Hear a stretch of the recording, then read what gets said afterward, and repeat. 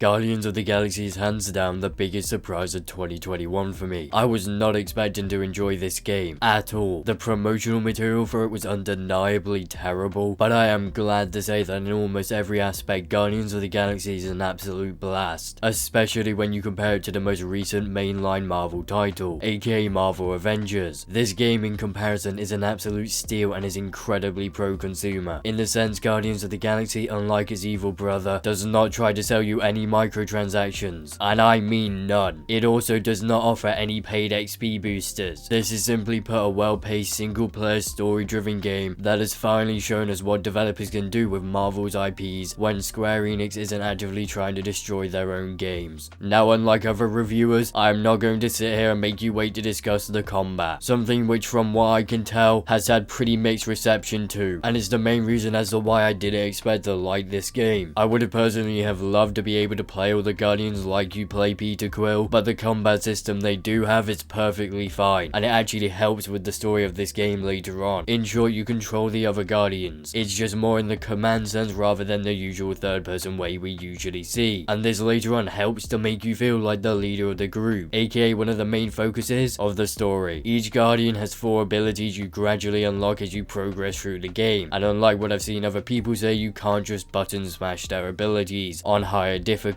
There are quite a few similarities between the abilities for every Guardian, however they do still manage to remain unique thanks to them obviously being tailored to each individual Guardian. And trust me, you will quickly be finding your favorite combos of abilities for each enemy type. When it comes to what you can unlock with Peter Quill, there are yet again your standard 4 abilities to unlock, but you also unlock elemental abilities without spending skill points throughout the campaign, all of which are not actually necessary to defeat the enemies they are meant to specialize in defeating. You can easily kill elementally protected enemies without using the specific elemental ability that's meant to counter them, an issue that negates the entire purpose of having elemental attacks. If you are going to have enemies that are meant to be defeated using special attacks, then you need to make it so that you actually need to use those attacks in order to take them down. During combat, the Guardians will rarely stop talking as well. Now that would be perfectly fine in my opinion if voice lines plus entire conversations didn't often repeat themselves, because it's not at all like I was taking an eternity to get through this game. I managed to beat the game in just over 15 hours, all of which I enjoyed and all of which were worth the $60 price tag. One thing I do almost entirely hate about the game's combat is huddles, a small event you start that if you choose the right dialogue option will boost your entire team as well as play music. Not only do I hate how it doesn't naturally fit into gameplay and feels like an unnecessary halt to the game's normally hectic battles, but from what I can tell it's also the main way that you get music to play during combat. And when the soundtrack for a game is as goddamn beautiful as Guardians of the Galaxy's is, it feels like a completely wasted opportunity to heavily limit the music to this degree. I mean, they put so much bloody effort into the music for this game to the point there's an entire studio album made just for the opening scene. When it comes to the graphics of this game, Eidos Montreal has crafted the first game I can confidently say has next gen graphics. I have not seen a single low quality texture through both of my playthroughs. The ray tracing implementation is brilliant, however I do have a few complaints. At times the game does have a problem due to the odd service here and there being a little too reflective, but that is definitely something you won't really care about whilst playing the game. For the most part, as I said a second ago, the ray tracing implementation is the best I've seen outside of Minecraft RTX. The environments in this game are also nothing but the best of the best. It is hard to find a modern game with such stunning environments, and this is mainly thanks to how Eidos Montreal have fully embraced the alien setting of the Guardians of the Galaxy franchise. Everywhere looks amazing. There is not a single location that looks dull, boring, or low quality. It's a great example of how well implemented ray tracing in games can truly enhance them, and even with ray tracing turned off, this game looks beautiful. You really do have to sit back in awe in certain places. Even the character models are beyond what I call high quality. You can see every single pore on Drax's face, and the rest of the team share that exact same quality, especially their hair. I know that sounds like a really weird thing to bring up, but after the horrifyingly bad hair in Marvel Avengers, seeing Gamora, Rocket, and Cosmo in this game with high quality hair slash fur fills me with joy, and I'm so glad Eidos Montreal put so much effort into literally everything they possibly could do. Thankfully, Eidos Montreal successfully did all this without screwing you over with poor optimization. The optimization for this game is fantastic, with DLSS set to balance, with all settings maxed out and ray tracing also maxed out. I was getting around 45 to 60 FPS in combat, which if you you've ever played any games with ray tracing on PC to a similar degree to this, then you know that is pretty impressive when you compare it to other games. Now with DLSS off, everything maxed out and ray tracing turned off, I was getting around 70 to 80 FPS plus, so not a giant difference between them, and I'm going to put that down to well implemented DLSS and just all round good optimization. If you guys want to know my PC specs, I will be putting them in the description, and if your computer is not good enough to run the game, then I highly recommend you play it through GeForce Now. That's where I played the game for my first playthrough since I was on holiday when the game launched, and it was a great experience. Also bear in mind I was using OBS to capture the performance, and when OBS wasn't being used, I was seeing around 10 FPS more in both scenarios. In the in-game benchmarker with ray tracing on, DLSS set the balance, and everything maxed out, I was getting around 56 FPS on average with a peak of 70 FPS, which is very similar to what I found in gameplay. Now with DLSS turned off, ray tracing turned off, and everything maxed out, I was getting an average of 68 FPS with a peak of 86 FPS. Again, very similar to what I was seeing in combat. If you guys do want to see more in-depth performance testing, then I will put a link to an article testing 25 GPUs. They found similar results to me in the sense they saw the game was definitely well optimized. Along with the solid optimization, Eidos Montreal brings some of the best PC settings I have seen in a video game. From showing images of the different settings when you change them in settings, to having an insane abundance of options and settings in the first place, they have made one of the best PC ports I have seen in a long time. There are settings to remove low or high frequency sounds for people sensitive to them. There are settings for specific speaker setups, and I don't even need to go into how good the accessibility options for this game are. The same goes for the difficulty settings menu, which essentially allows you to change every single aspect of the difficulty for this game in order to create the perfect difficulty for almost any player. However, there are some issues. You cannot remap your controller to a semi-decent degree. All you can change is the presets you're at. You can't customize the bindings for each button like you can in a lot of AAA games now. And there is a major issue that a surprising amount of games have now. There's also no FOV slider, and this definitely becomes an issue later on in the game during boss fights. Why there's no FOV slider is beyond me, but it's something a lot of devs have wrongfully been leaving out of games recently. And specifically in the case of Marvel's Guardians of the Galaxy, it definitely hurts it. During the Fin Fang Foom boss fight, you are constantly struggling to see his attacks because of how low the FOV is, and they seriously need to implement an FOV slider, or at the very least increase the default FOV, but unfortunately I highly doubt that's going to happen, because if they were going to add it, they would have added it already. This game easily has the best facial animation I've seen in a game this year, and the same can be said for the game's lip syncing. I meant it when I said the developers got almost everything right when it comes to this game. The only issue I could possibly find with the animations are the eyes of characters, since every now and then they look dead, which does create a small Canny Valley effect for me. However, I want to make it very clear that what I just said about the Canny Valley effect is for me, and is a nitpick because I am genuinely struggling to find critiques for this aspect of the game. I'd say at least 99% of people would not ever notice that the eyes appear dead in some scenes. The incredible animations, lip syncing and voice acting all come together to form a story that you can genuinely get invested into. Sure, at times it does get corny as well as cringy, especially during those huddle events and some of Peter's speeches, but the game does it in a self-aware manner. The Guardians will actively mock Peter for his terrible speeches, and it helps make the story as good as it is. This is one of the best Marvel stories I have played through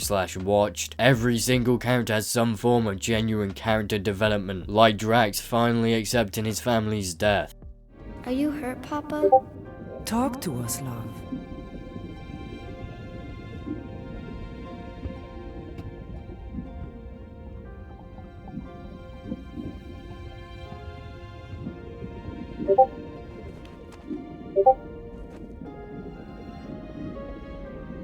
I will cherish the time that we had, and not resent the time that we lost.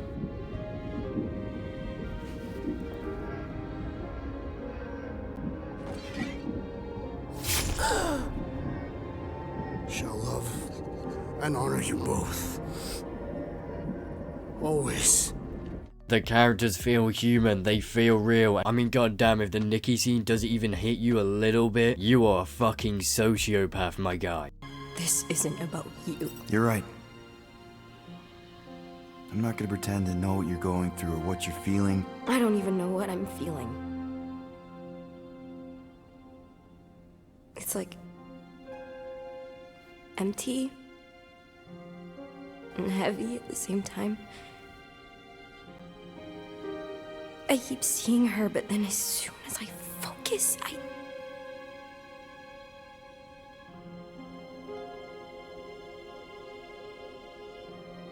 Is this what it's always gonna be like? I don't know. It's different for everyone. But there was no one like your mom.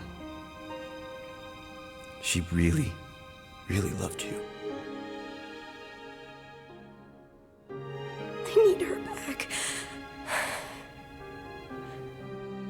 I don't care if it's not real.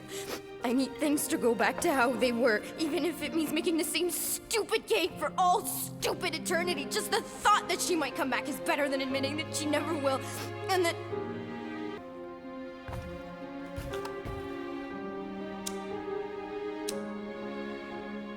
What are you doing? It's an Earth thing my mom taught me. The idea is that you light something to remember someone, to pay tribute. I mean, it's not magic or anything. It doesn't bring anyone back, but you know, it's a gesture. A small thing in the face of a very bad thing. Hey, whatever happens,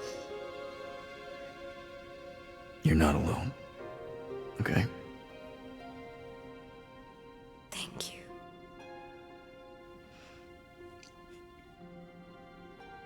But there is something I do have to do alone.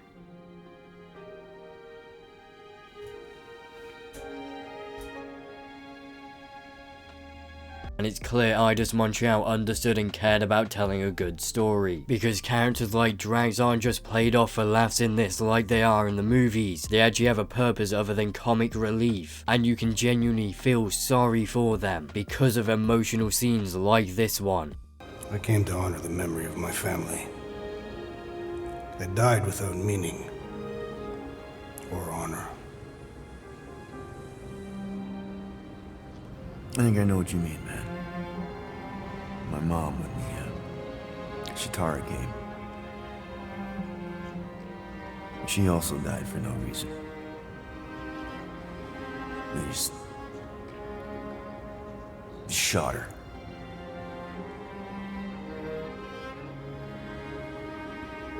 But at least she's in a better place now. Right?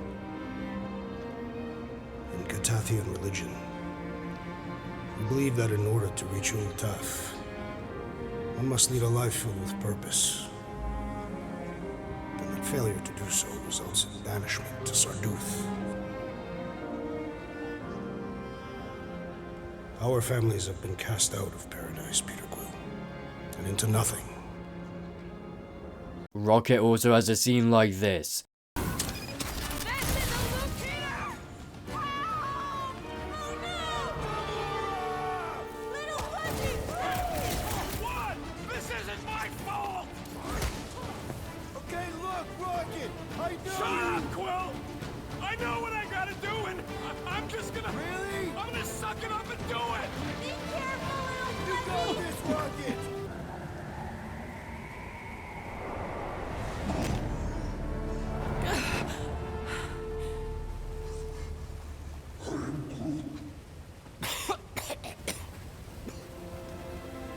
Rocket. Check it out. Still not dead. I can't believe you did that for us. Hey, a friend needed help. And the reason why that scene is as powerful as it is because during the previous parts of the game, Rocket was a selfish asshole just like he was in the films. And he gradually opened up to the Guardians, talking about how he was tortured in water and that's why he's scared of it. It's nothing, okay? Just... the lab I was in did tests on me in tubes of water, and it sucked. It really, really sucked. Sensory deprivation experiments on Half-World. I heard of those. Sensory deprivation was like a vacation compared to the other things. And that's why you hate getting wet. Clark, I had no idea. Don't make a big deal out of it. Just prefer to keep dry is all. So although that scene can be seen as really fucking mushy, it is still powerful. The fact that such a selfish asshole is able to overcome his fear to save a few people is great character development, especially thanks to the fact Eidos Montreal worked on this. They didn't just make it feel like a switch was flipped and then all of a sudden Rocket was no longer an asshole. It happened gradually through a 15-hour campaign, and that is why it's so great. They didn't rush anything. This game takes its time telling a story, and it doesn't just purely do this through cutscenes like most PlayStation exclusives do, but through the gameplay as well. Merging both cutscene and gameplay to show character development is truly brilliant. There are so many slightly hidden lines of dialogue that absolutely did not need to be implemented but are. Pretty sure that way's a dead end. You sure? Ah, there we go. Path's this way. Come on. How can you even tell? Just trust me, all right? Hey, Rube, you think we could find pieces of the Tryon shard in here? You happy, Quill?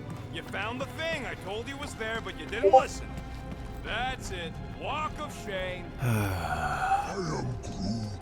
Of course he could know. I told him. And it's great that they are here because it once again seriously helps with the story's deep messages and continuous character development throughout the story. And the decisions you make in the game do actually affect what happens later in the story. Something you'd be surprised to find out doesn't actually happen that often in games with dialogue options. They aren't small changes either. At the beginning of the game you choose to either hide illegal materials or to hide an illegal llama. If you choose to hide the illegal materials you will later end up with guidance rockets. And if you choose to hide the llama you don't get those weapons upgrades, but you do get a smaller fine from the Nova Corps. And there are plenty of more things like this in the game, but I don't want to spoil everything in the game. And if you guys couldn't tell by the title, or couldn't tell from what I've been saying, I highly recommend you give Eidos Montreal's Guardians of the Galaxy game a shot, because this is finally a multi-plat Marvel game that doesn't actively screw over its player base, and it's got one of the best PC ports I've seen in a long time. So with all that being said, we have finally come to the end of my review for the Guardians of the Galaxy game. Please don't forget to do all the things YouTubers love to beg you to do, aka check out my Discord server, follow me on Twitter, as well as like, comment and subscribe, so that I'll see you all in the next video.